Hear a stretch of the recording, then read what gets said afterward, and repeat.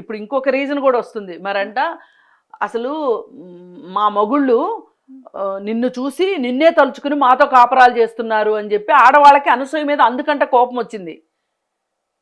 అంతేగాని మీ మొగుళ్ళకు ఉండకద్దా బుద్ధి?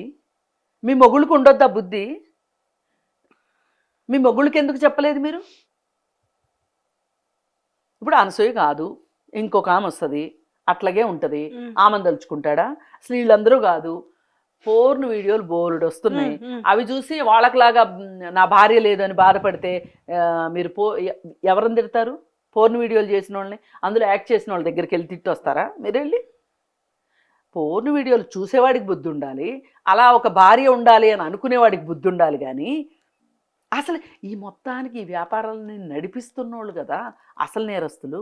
అది వదిలేసి వీళ్ళ మీద పడతారు దేనికి? ఇలాంటి మౌలికమైన ప్రశ్నలు వేస్తుంటే నచ్చట్లా.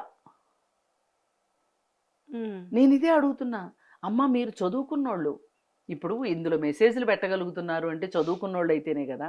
మీరు చదువుకున్నోళ్ళమ్మా, మీకు ఒక మాట అర్థం కావట్లేదా? మీ అమ్మాయిలకు మీ ఏం బట్టలు వేసుకోవాలో మీకు తెలీదా?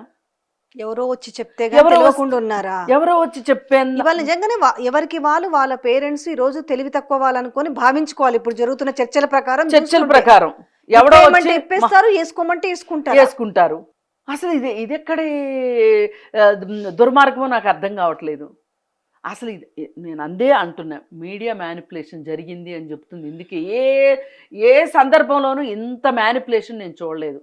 ఒక మనిషిని రక్షించటానికి ఇలా ఇలా ఇలా మాట్లాడటం, పైగా ఆయన విక్టిమ్ కార్డ్ వేసేసుకుంటున్నాడు బయటకు వచ్చి, నా పైన కుట్ర జరిగింది, నేను అందరినీ బయటికి తీస్తాను. ఎవరంటున్నారు?